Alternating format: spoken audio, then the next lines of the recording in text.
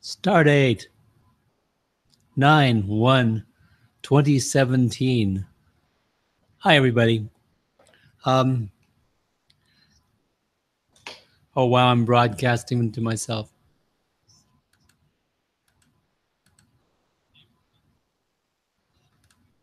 So don't want to do that. I just wanted to make sure that all my pieces were connected, but I forgot that as I'm broadcasting, there's a 20, 30-second delay, and then all of a sudden my voice will come over the YouTube video that I have playing from the live stream. So, da-da! Kind of figured that out, Roland. I knew better. I'm just having a casual Friday here. And Roz Betts a couple days ago, maybe it was just a day ago, made a comment that encouraged me to be here today on a Friday. And by the way, this is not to preempt the Saturday Marketing Smarty show. I'm going to do that anyway, and we've been doing a lot of work for that. Done research-wise, basically proving that I pretty much knew what the information on the current trend of everything going on is, what's going on. And I did learn a couple things. So it's always good to be reviewing this stuff. But the subject tomorrow will be what are the website essentials for 2017. In other words, if you're going to build your website, what do you need? What must your website have?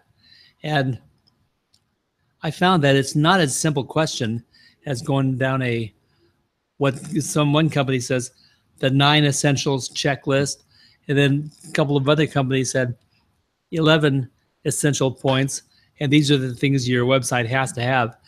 When I go down in my mind, there's 20, 30, or 40 things that become critical depending on what you're trying to achieve and who you are and what kind of help you have, and whether you're doing it in WordPress or doing it in some other platform, or the needs change accordingly. And purists will say, no, if you're building a website is a website. No matter how you put it together, there are different things that you have to focus on, but the platform makes a difference too. So it's not an easy subject to cover. So for tomorrow, I'm going to cover what other people are saying, and then make note of what I think that they may be missing, and then give an idea of what my focus is and what my concept of what the website essentials for developing a website might be. That's what we're going to cover tomorrow. And I'm preparing a slideshow so that we can show people what's going on and give credit where credit's due, because these other people are, of course, bringing a lot of things to mind. And that's a subject in itself. It's like, where do they get their 11 points for being essentials? And some people are naming like CTAs, conversion stuff. And, call to action, yeah, of course, as a concept, it's important. But when you say CTA, different people get different thoughts in respect to the CTA.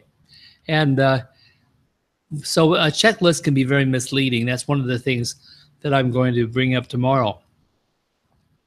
And ultimately, the points that I'm going to bring up are probably more like 5.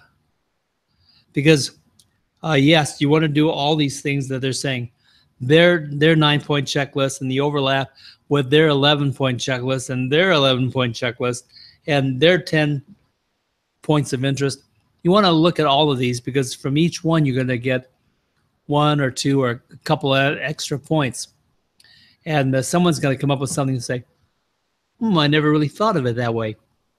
And it really has to do so much with the perspective of how they are looking at the websites, whether it's just a graphic arts production or whether it's a monetization focus, what you have to do might be something that's not even visible to the naked eye when you look at a website. It might be something on the back end and so forth. So it's going to be an interesting thing. By the way, if you're watching this on YouTube, I will be monitoring some comments. Oh, hi, Roz. Yeah, it is live streaming as a matter of fact. And I was going to bring up exactly what you said about the last live stream. And I'm not. Thank you for showing up and for being out there in the comments on YouTube. As we know, the YouTube comments don't stay. And so even though I'm doing this video blog, the only comments that make any sense to acknowledge past this point will be the ones that people make after we finish making the video.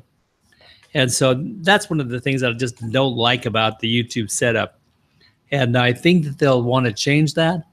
But then by the same token, they've had their reasons for doing what they do. So we must assume that they had some intention behind the way they arranged everything. But anyway, bringing up what Roz said, I really appreciate what you said, Roz, and it was very encouraging. And it brings to mind exactly why I'm doing this right now, this Friday, September 1st. And I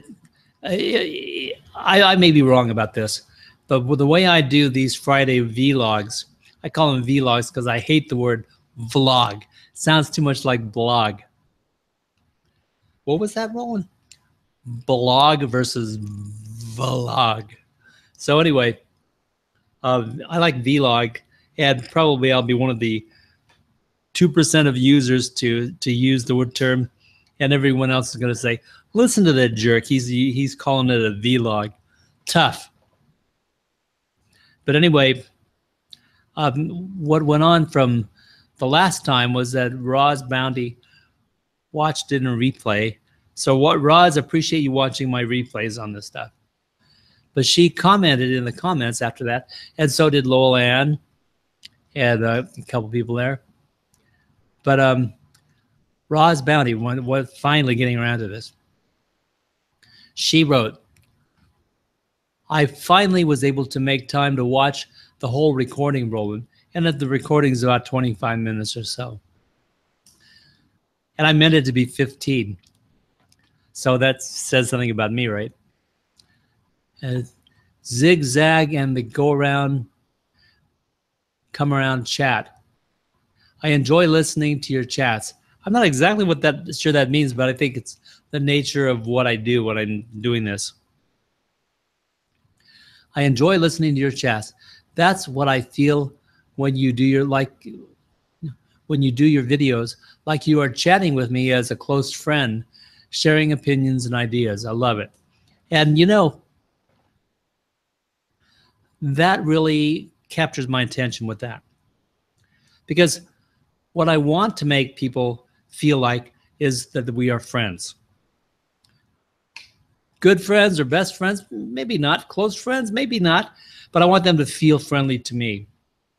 And the only way to do that, I think, is for the people viewing what I'm doing and see what I'm doing and come to the conclusion, okay, the guy's right on. He's not being a fake. He's not posing. He's not trying to get something out of me. He's not doing a lot of things that a lot of people doing videos do. And that is because I believe that I'm going to get what I need without having to close you on some concept. And eventually it's going to be enough.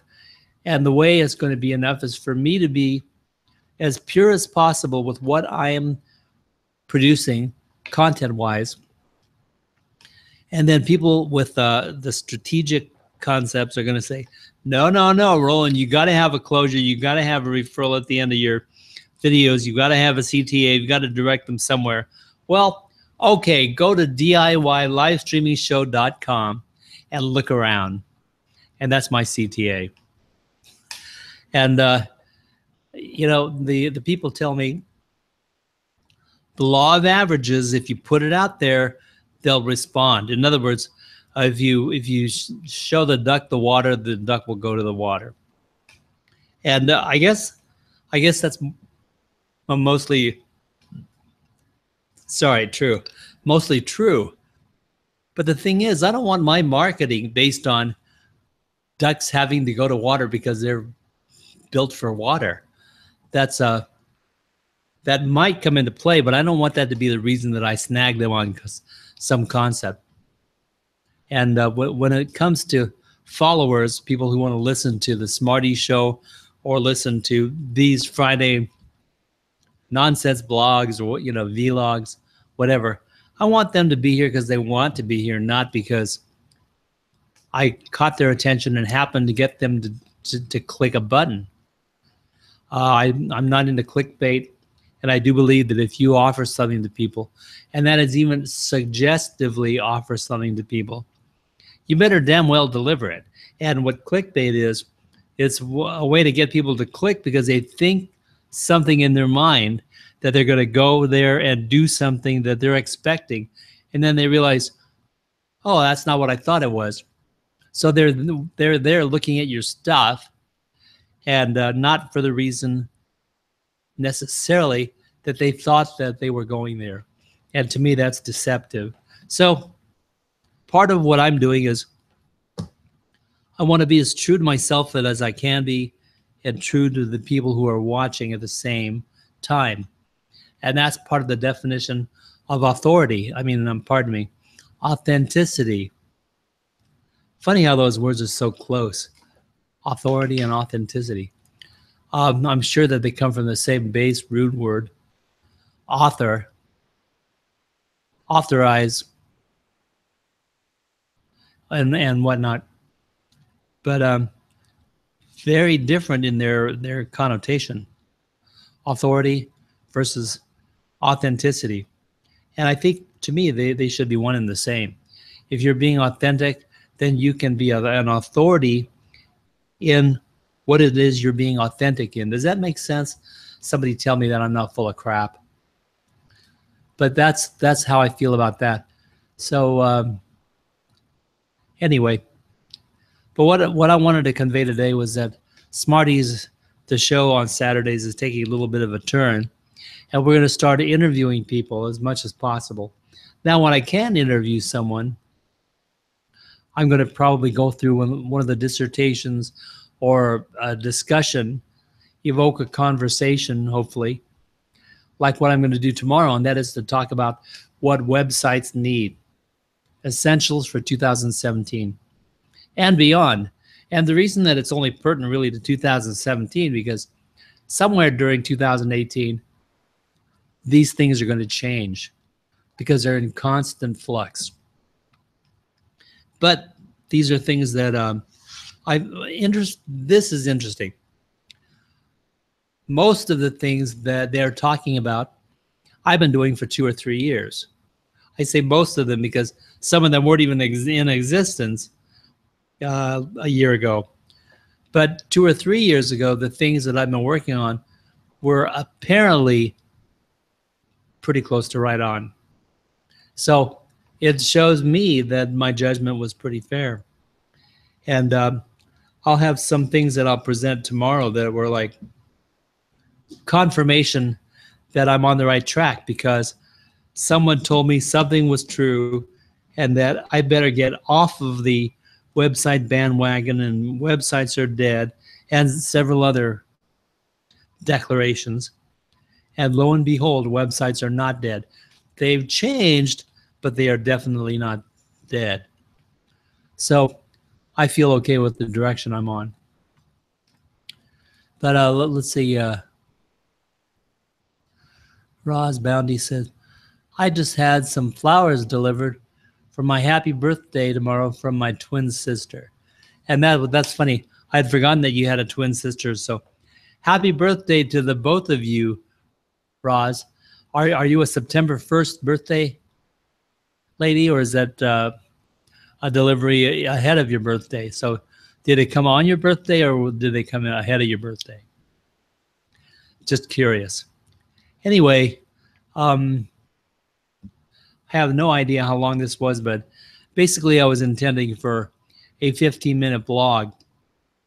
One of the things that I was a vlog. One of the things that I did notice was that apparently I have unsubscribed to a number of email lists, and consequently, I don't get so much crap in my email box. But for a while, I was opting into people just to see what it is that they delivered. And the primary reason that I unsubscribed or opted out was that after subscribing, every single email I got was an offer. And that just bugs the crap out of me. They don't care who I am. They just want to sell me something else. Sell me something else, or the next thing, or the thing that I didn't buy last time, or whatever. And the other thing about the emails is I'm constantly amazed at how many times the subject line makes it sound like, "Got to get this fast, man. It's going away. The deadline is midnight tomorrow, and if you're not on board, boy, you're missing the boat. Come and grab this quick." All these catchphrases, I hate them. And I'll be talking about a couple of those things tomorrow too. But I don't know. I'm not much for the taglines and the catchphrases that are supposed to work just because they work, just because they're high in the charts of people who strategize according to statistics. It's a hard word for me to say. And statistics. If I concentrate, I can do it okay. But anyway, I don't like to play those games. And marketers will tell you, we're not playing these games. We've got a legitimate thing to sell, and we're selling it at a good price. And just this gets more people to think about it. And if they want to buy, they buy. And it's like, yeah, that's some people. And if you said that, I'll probably believe that that is your intention.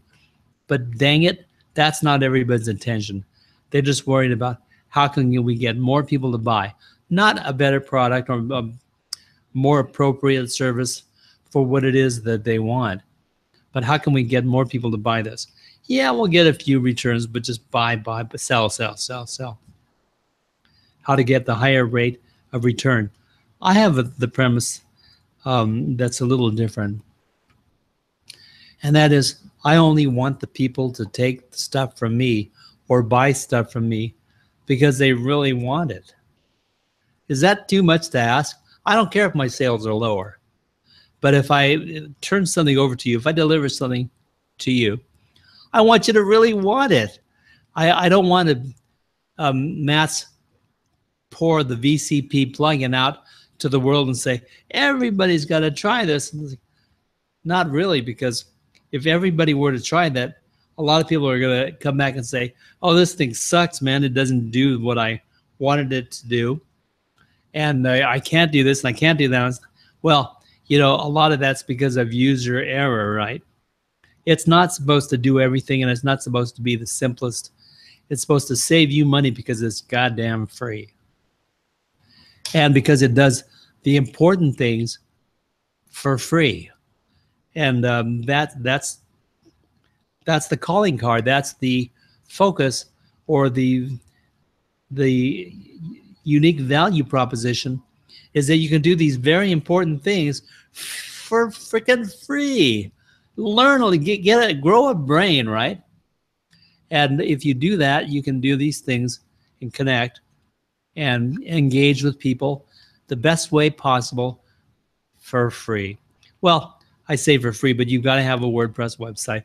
So that's not totally free. Obviously, there's a little bit of spending that has to go on. But this is what I'm thinking to myself.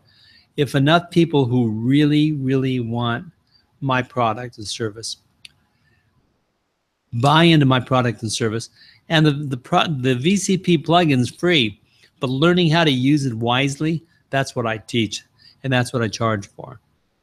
But if you learn to use these things, you can do a hell of a lot with them. And with the internet marketing tripod concept and the VCP plugin, you're way over halfway there. And people will describe all these different things you have to have, and videos, we got it covered. Website, we got that covered. Social media, well, that's the weak link in the tripod relative to the VCP plugin on a website. But I mean, you've got to learn something, and people are more easily prone towards the social media than the other two. So we should be able to balance that out and set up a tripod that at least gets them started promoting it in the right way. So I guess that's mainly what I wanted to get off my chest today. And also the concept regarding email, that email is not old news. And some people say that emailing doesn't work. I believe it, because they're the same ones that probably say websites don't work and that social media ad sales don't work, which I gotta agree with them to a major degree. But if you do it right, Facebook ads really work. So it's all relative. But I mean, if you're saying that emailing is old news, you really don't know what you're talking about. If you use something else more effectively, that's another thing. You're successful in a different platform. But emailing is not dead. It's probably the root fundamental that we should all have. That I don't include in the internet marketing tripod, because I'll tell you exactly why. Because when you're starting out, it's too early for you to be thinking about an email list. You should keep conscious of it and set yourself up so you can build a list, but you build a list purposely when you're ready to email once a week, blog once a week, videotape once a week, and coordinate those things into a blog that goes into your website. So, and maybe a vlog, so that you can send it out every week and generate new information to your mailing list every week, because they don't want to hear yesterday's news week after week after week. They want to know what's going on right now. So the current thing going on is what you want the mailing list to be for. And if you build a few constituents, good. But after a week or 2 weeks or 3 weeks, you better have something that you start mailing these people every week or every 2 weeks or once a month, if that's the minimum you can do it. But the mailing list is the way you contact people directly, one-on-one. You might be sending out a mass mailing, but it could be geared towards presenting to people when they open up the email. That's just one person opening up his or her email. It's not an ad in front of 500 faces or 500 pairs of eyes. So if you don't understand that, there's a disconnect there, and that needs to be addressed. But emailing is not dead, but it's not for the starters. It's going to be ineffective for the starters, because you're going to have expectations that, gee, I should get some results from the email. But it doesn't work until you're good at it. An emailing list is not a process that you can just take on casually and say, oh, I'm doing it. Well, what are you doing? And then if I heard what you were doing, I'd probably say, it's not going to work. And there are way too many reasons why it won't work, and a few good reasons why it will work. And it all starts off with what kind of content you're producing, what you're capable of delivering, and what your message is to the world. So it all starts with what you're giving to the world. Isn't that funny? It is kind of funny to me, because most people think, well, I've got this thing, but I want to know, what can I get out of it? How much can I leverage it? How do I SEO my website? How do I ramp it up? How do I move to the next level? How do I sell more, increase my ROI? Well, those are all good theories, but if you don't have a good product in the first place, and if you're not willing to support it properly with your customers and constituents, you don't have a good product.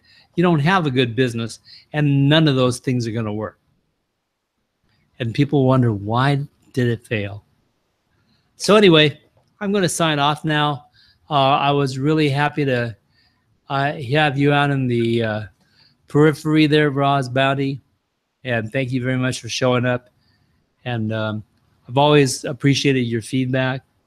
So if you have any feedback or you have anything you want to say, be sure to make mention when the chat stream goes no longer live, but then drops down below the video. Maybe add a comment and tell me what you think, and then we'll take it from there. But otherwise, I hope you're able to show up to Saturday morning Marketing Smarties tomorrow morning. I know it's early in the morning, but it's always good to have you be there. So take care, everybody. I'm not sure who the other couple people were, but thank you for watching, and I'll see you soon.